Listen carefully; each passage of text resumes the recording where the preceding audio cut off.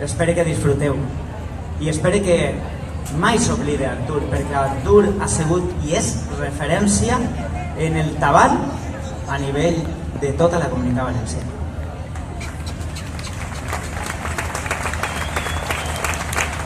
Anem a començar interpretant el Passacarrer de Benetússer,